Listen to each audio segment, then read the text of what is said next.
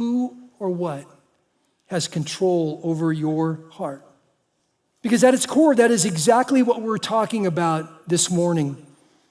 The story that we're going to be looking at is about two different responses to God doing something miraculous, wonderful. Two main characters are a guy named Naaman and a guy named Gehazi. Gehazi is not a real normal name. Probably Naaman isn't either. Naaman is a foreign military commander. He's Syrian. In fact, he was the commander of all the Syrian forces, and he's a very sort of well thought of man. He was highly regarded by different people. He was honorable. There was a lot of things about him to like. He was clearly a great military leader, but he also has leprosy. The Lord will heal him of that. You're going to see that in the story. Transforming his life. Gehazi, on the other hand, is a very simple guy. He's a servant. Probably didn't have much. Probably didn't have a change of clothing. Probably, barely kind of scraped by in many ways. But he's also a man that served. And he's a man that had seen God do amazing and miraculous things before. He's seen the power of God. But he's a man. And the fact that, as human beings, we're in this battle. The Bible tells us that our enemy, the evil one, Satan, is always out to get us and always out to trip us up and to fool us and discourage us. And the battle certainly comes to Gehazi. In this case, the battle is materialistic. It's greed. Gehazi becomes a reminder that it's not exactly what you do all the time. I mean, so many of you maybe look back at your life and go, well, you don't understand. Oh, I taught Sunday school for like 27 years, or I did this, or I did this. It's not what you did in the past. It's not even the things that you've seen. What you find with Gehazi here is it matters who has your heart. Verse 1 tells us also that Naaman is a leper. You don't hear a lot about leprosy today, but it's actually still around. It actually goes by the medical term Hansen's disease. And among other things that that leprosy is all about is that leprosy, something that kills the nerve endings. Now, for many of you might say, well, that's great. Like yesterday I was mowing the lawn and I actually kicked one of my sprinkler heads, and maybe you've ever done that where you're wearing your thongs and you just kick one and the blood starts, going and the whole bit. I mean, it's a lousy thing in life. It would be great if it didn't hurt. Well, if you had leprosy, it didn't hurt. The leprosy, it killed those nerve endings, and so you didn't feel anything. And again, you might think that's a great thing, but in a society that walked around most of the time with open-toed shoes, and they might kick something and not even realize it. In the process, it opens up a wound, and now every bit of dirt and bacteria and every other thing can get inside of that and create infections that couldn't be stopped because you didn't have antibiotics in those days. And so deformities, and you had your loss of limbs, and all sorts of different things happened. I mean, it was bad. Today, leprosy is curable. But in those days, it certainly wasn't. It was a death sentence. I mean, leprosy in those days socially meant you had to be separate from every single person there was. Biblically, that if you were traveling someplace and you saw other people, you had to stop and yell out, unclean, unclean, and give them space, because if you didn't, they would pick up stones and stone you. Because they were afraid they were going to get sick. That somehow you would spread what you had to them. So you'd be separate from people. Emotionally, there was no hope. No one was there to encourage you. They didn't have any leprosy support groups. I mean, you were on your own. Physically, it got worse and worse until you died.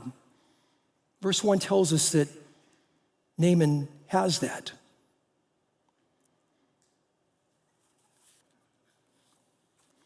That's who we're going to be looking at this morning.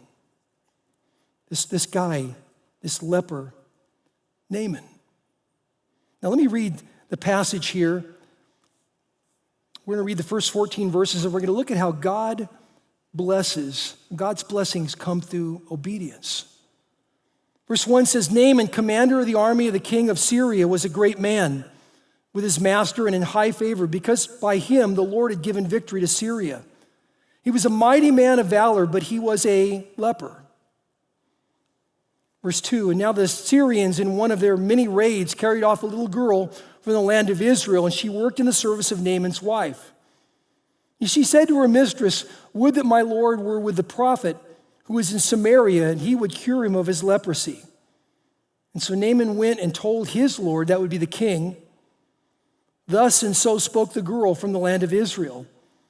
And the king of Syria said, go now, and I will send a letter to the king of Israel. And so he went, taking with him 10 talents of silver, 6,000 shekels of gold, and 10 changes of clothing. Verse 6. And he brought the letter to the king of Israel, which read, when this letter reaches you, know that I have sent to you Naaman my servant, that you may cure him of his leprosy. And when the king of Israel read the letter, he tore his clothes. He says, am I God to kill and to make alive? I mean, this man sends me word to me to cure a man of leprosy. And only consider now that he is making a quarrel with me. But when Elijah, the man of God, heard that the king of Israel had torn his clothes, he sent to the king and saying, why have you torn your clothes? Tell him that he may come to me, that he may know that there is a prophet in Israel. And so Naaman came with his horses and chariots and stood at the door of Elijah's house. And Elijah sent a messenger to him saying, go and wash in the Jordan 7 times, and your flesh will be restored, and you shall be clean.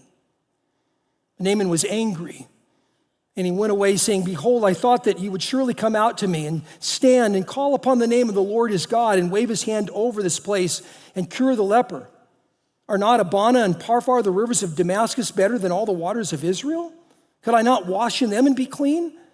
And so he turned and he went away enraged. But his servants came near and said to him, my father, it is a great word the prophet has spoken to you. Will you not do it? Has he actually said to you, wash and be clean? And so he went down and dipped himself 7 times in the Jordan, according to the word of the man of God, and his flesh was restored like the flesh of a little child, and he was clean. So the first thing you see here in the first 14 verses is that God's blessing comes through obedience. Again, Naaman was a powerful man, a successful man, but it's pretty obvious when you look at verse 1 here that God is doing something in his life. I mean, in verse 1 he says, because by him the Lord had given victory to Syria. Now, very often we tend to look at the scriptures and we go, oh, wait, I can understand that God intervened and helped, Israel in this thing. But in this passage, it actually says that he gave Syria the victory. Something's going on here. God is drawing him. Very often God will use people and circumstances in other people's lives to draw someone to him. I think about my own self. When I was 14 years old living in California, I grew up on the street that had like 11 boys that all lived on one block. And it was like sports heaven. You just play all day long, and it was great. And it was just kind of crazy all the time, except for there was this one kid that lived sort of catty corner from me who ended up, by the way, working for Luis Palau, but had a heart for, all of the kids on the block. And he just kept inviting me to go to church. And I'm thinking to myself, church? Is that where they play music I don't like and they dress like they're going to a funeral? I don't know if I want to do that, but he kept at it in great kindness until finally I decided, okay, I'll go with him one time. And I went and I heard the gospel. It was amazing. The guy got up and he says, you're a sinner. And I'm like, I am. You need Jesus. I wanted him.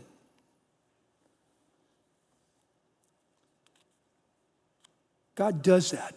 God is doing that here in the life of Naaman, this leper.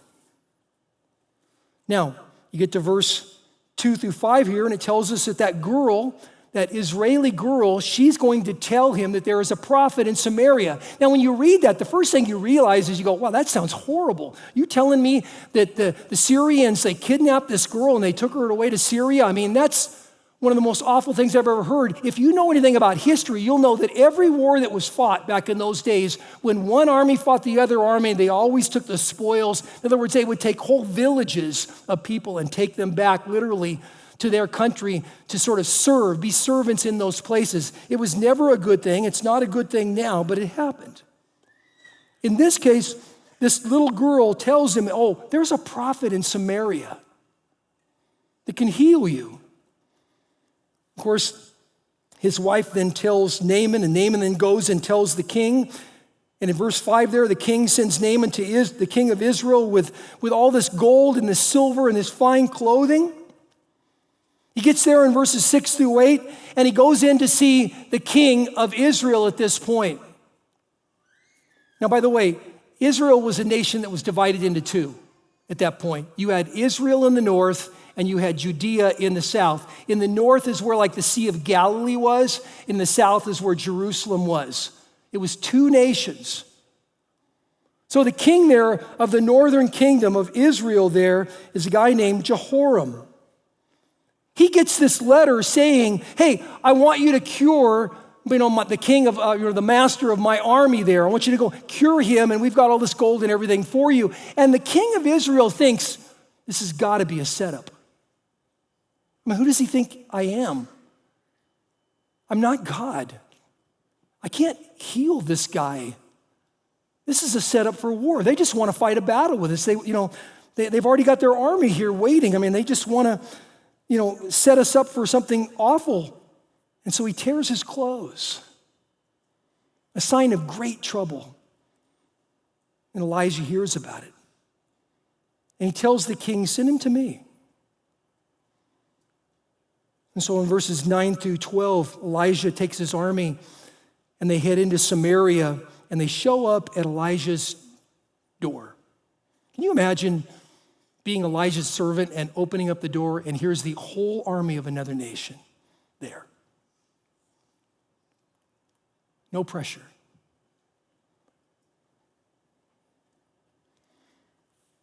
He calls for Elijah to come out, but Elijah won't even come to the door. Doesn't come outside. Instead, he just sends a simple request. Go down to the Jordan River and dip in it 7 times. Now, why the Jordan? Well, there's nothing overly special about the Jordan River. I mean, it's probably the main source of water, certainly for most of Israel in that case. I mean, the truth of the matter is most of the Jordan is muddy. I mean, it's great for agricultural purposes. I mean, when they grow crops, I mean, they can grow oranges that are just amazing and wonderful, but it's not like this, crystal clear kind of water that your pool looks like. Why that?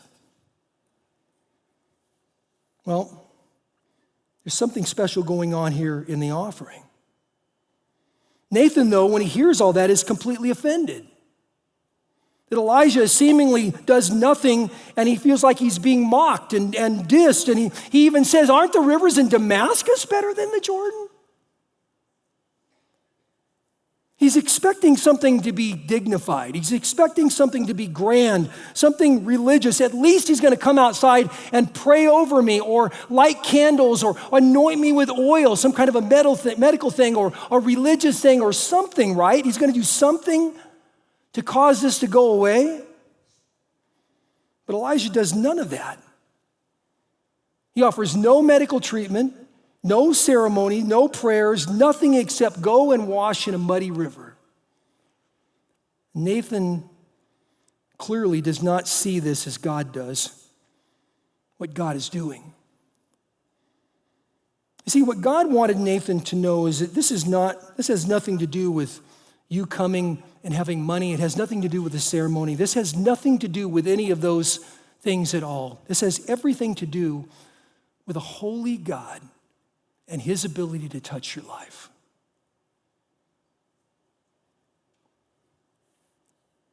Verses 13 through 14, Nathan's servants then begin to talk some sense in him. Basically, what they're saying is, what do you got to lose? I mean, this guy is a prophet. He's telling you to stop and go down to this river. You got to cross the river to go home anyway. Why don't you stop and just humble yourself and go down and dip into the water and take a chance? So Nathan humbles himself, and miraculously, he dips down into the water 7 times, and he's healed. You know what you learn from that is that God's blessings really come through simple obedience. Not through impressive acts, but it's just simply the simple things that God is asking. If God says, I want you to serve, then you serve. If God says, I want you to obey, obey. Just do the simple things that he asks. Now you come to verses 15 through 19 and you see the second thing here that really matters, and that is that God's mercy cannot be bought. Listen to what he says starting in verse 15. Then he returned, this is talking about Naaman and his armies.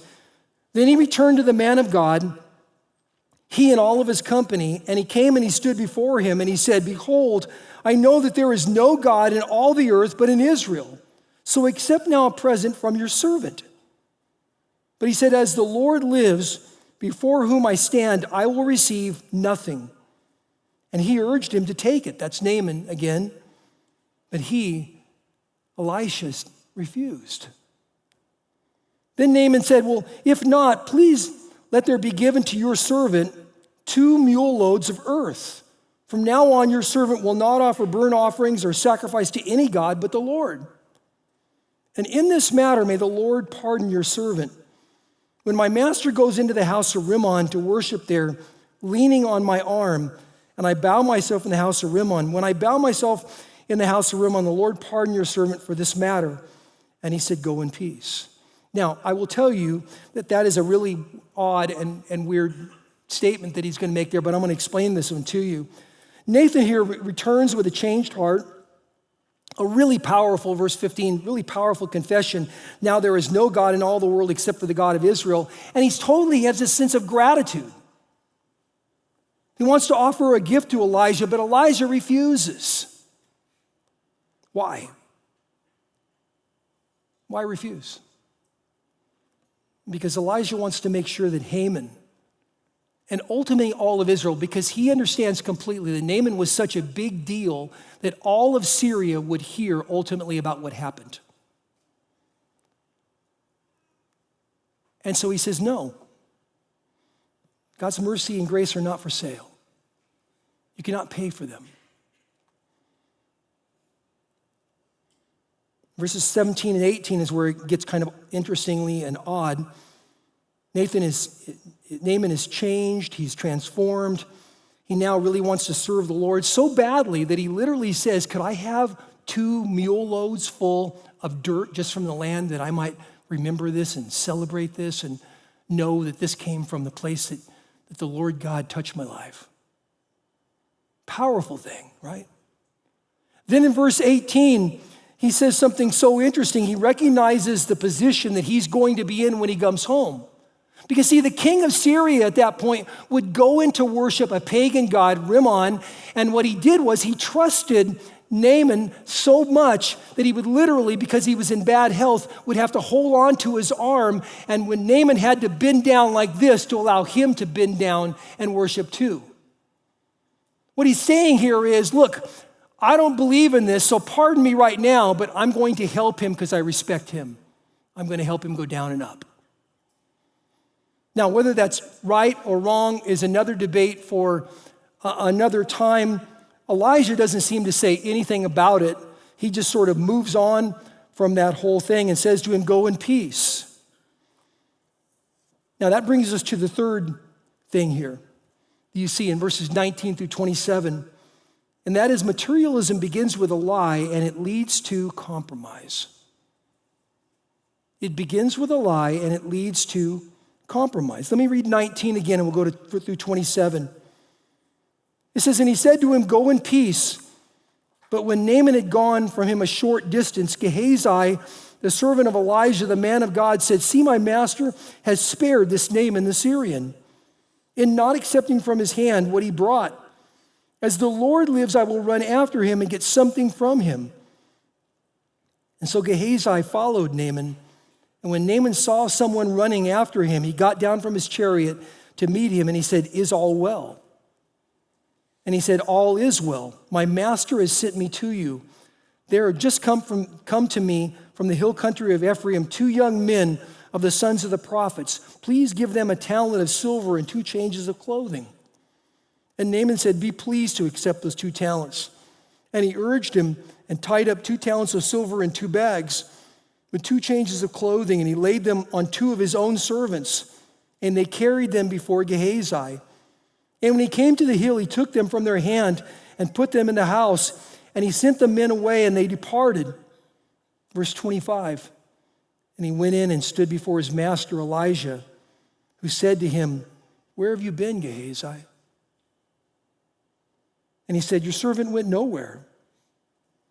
But he said to him, "Did not my heart go with you when the man turned from his chariot to meet you? Was it a time to accept money and garments and olive orchards and vineyards and sheep and oxen, male servants, female servants? Therefore the leprosy of Naaman shall cling to you and your decisions forever." And so he went out from his presence a leper, like snow. The story really shifts at this point, doesn't it? Verses 19 through 20, Gehazi thinks that Elisha has blown it. He thinks that Naaman got off way too easy. "My master spared this man," he says. "I will get something from him." There is no sense here that I will get something from him to share with the people of the village or the town or anything like that. So verses 21 through 24, Gehazi runs after Naaman, and he fabricates a story that 2 young men, sons of the prophets, had now just come, and that, Elisha wants him to get something special. So he fabricates this story. He lies. He lied. So here you have Naaman, his heart transformed with a generous spirit. He actually gives Gehazi more than he even asked for. There's a couple of spiritual principles here that are really important for you to get. One is that materialism begins with a lie. When we begin to tell ourselves, "I deserve this," or "I deserve more," "I should have more." The truth is that money and things don't make us happy. Satan knows that. He knows that this is a battlefield for us, though, that we think these things make us happy. And I believe Satan thinks that each of us has a price, something that would cause us to bend the knee. If you remember, there's a story in Matthew chapter 4 where Jesus, before the Sermon on the Mount, he goes out into the wilderness, and he's there, and he's been tempted by Satan during that story. And it says that the evil one takes him to a very a high place up there, and he shows him all the kingdoms of the world. And he says, if you could have all these kingdoms if you just bow down to me. Of course, Jesus is not going to do that because, first of all, the kingdoms of the world are his. So that wouldn't be true. But the fact that Satan asked that question paused me this past week as I was studying this to think, I think Satan thinks all of us have a price. For Jesus, it had to be everything. But what would be the price for you? What would it take for you to have to bend down? The second thing is that materialism leads to compromised spiritual integrity. You can see that in Gehazi's life here, because when those 2 servants of Naaman came carrying all the silver and the clothing and all the other things with them, he stopped them on one side of the hill, took all that they had and went down and hid it in his house and sent them away, and then acted like nothing at all had happened. He wasn't about helping other people. This was purely greed. He wanted still to appear faithful, like he was a good servant, but he really wasn't at that point. Verses 25 and 26, when Elijah then confronts him, He goes in before Elijah, and Elijah looks at him and he says, "Where have you been?" "I haven't gone anywhere." "Nowhere." Elijah knows he's lying. "Did my spirit not go with you when you turned aside with the man that was chariot? Is this the time to take money?" You see, what Elijah is saying is, you misunderstood what God was doing here. Gehazi, you missed the point of God's grace. You missed the point about what this was really all supposed to be about, that the Lord was going to do something amazing and wonderful and shake up Syria. Verse 27, Elijah declares to Gehazi, "But you will get what you wanted. You will get what Naaman had, and you'll get more than he had." He becomes a leper. See, the consequences of reaping and sowing were in place even then. There's 5 takeaways from this that I want you to go with here. The first one is this, is that materialism can grow in any heart. Any heart. You see, Gehazi was a guy that, again, had seen so many amazing things. He'd seen God do stuff. He'd seen miracles happen. He had seen all those things. And yet somehow he drifted away from the things of the Lord to the point where he started thinking about him and not thinking about the Lord.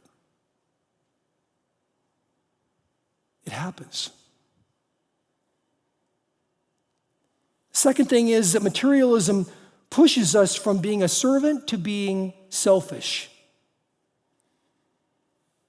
That's what greed does. We begin to think about, well, what's right, what's fair. We use the word fair a lot. What's just the way it should be, or I've worked really hard, and you should reap, what you sow as far as just hard work, and this is mine. I'm the one that no one got up with me when I went and did it, and I did all these things, so this is all mine. And he began to think selfishly and stopped thinking like a servant. The third thing is materialism compromises our integrity. It made Gehazi lie multiple times. And he was able to deceive Naaman, but not Elijah. See, ultimately, we can't hide our sin from the Lord. The fourth thing is that materialism distorts our spiritual vision. We lose sight of what God is doing. Again, Gehazi couldn't see the beauty of God's grace. All he could see was what he would get out of it. He missed what God would do with Naaman. He missed what God was going to do in Syria, where everybody would hear the story. And the fifth thing is materialism reaps painful consequences, like the disease that would afflict his life and his children too. So let me go back to the question I asked you at the very beginning. Who or what has your heart? Who or what has your heart? Not who had your heart 10 years ago. Who has your heart right now? Right where you are. Because let me encourage you that the only one who satisfies is Jesus. Ephesians chapter 1, it says that in him we have obtained an inheritance. Can I tell you that inheritance is better than anything you can possibly gather in this life? By a billionfold. So ask yourself, have you drifted spiritually? Have you become more concerned with you than with the things of the Lord? Are you out of touch with what God seemingly is doing? Maybe you're in need of God's grace like Naaman, and you're ready to just simply humbly come before him, even though maybe it's just something you didn't want forever and ever, but you're willing to come before him and just say, God, whatever it is you want, that's what I want.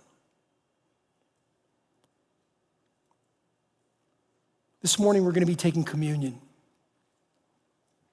If you don't have one of these already, you can look on your seat there in front of you. There's probably one there for you.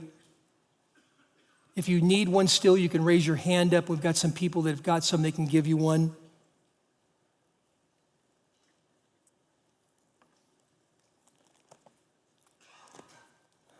Let me encourage you about something with communion, though.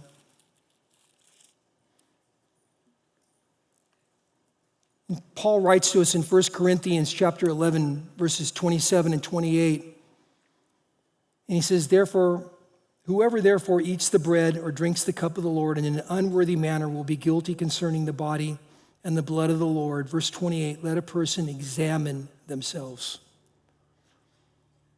What does that mean? I mean, based upon the things that you know about the Lord, is everything right between you and him right now? Have you drifted? It's time to come home. Are you seeking mercy? It's time to come and ask. Examine yourself. All with the idea that the rest of the verse says, and let a person examine himself then, and so eat of the bread and drink of the cup. Because the point is we take this because it gives us a moment to be right with the Lord, to stop and to remember that his body was broken and his blood was shed for us. So I'm going to ask you, take a moment right where you're at. If you've drifted, ask him to forgive you. Come home. If there's some things in your life that are not right, give them to the Lord. Let God make it all right. Would you take a minute right where you're at?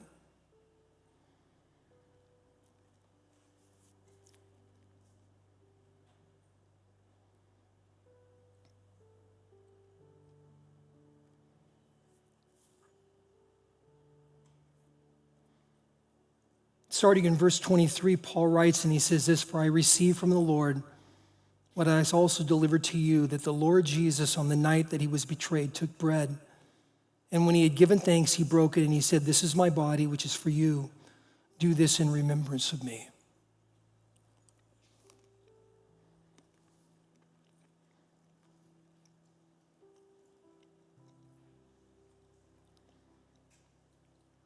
In verse 25, he says, in the same way, also he took the cup after supper, saying, this cup is the new covenant in my blood. Do this as often as you drink it in remembrance of me. For as often as you eat this bread and drink the cup, you proclaim the Lord's death until he comes.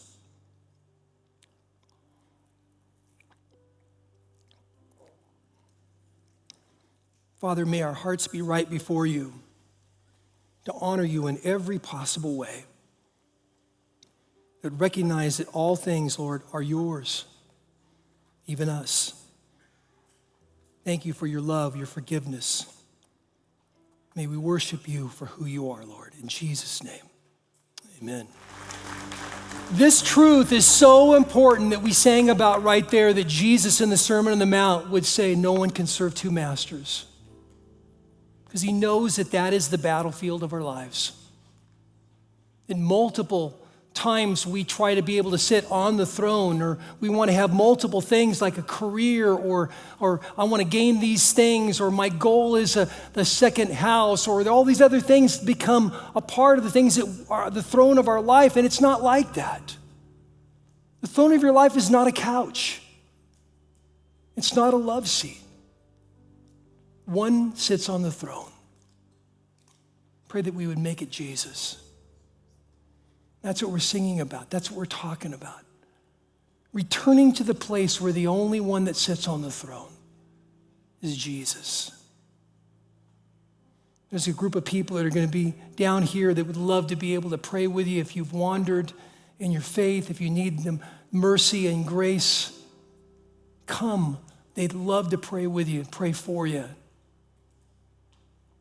Remember, you haven't done church until you love somebody. Make sure that you love somebody on the way out. God bless you all. Have a good day.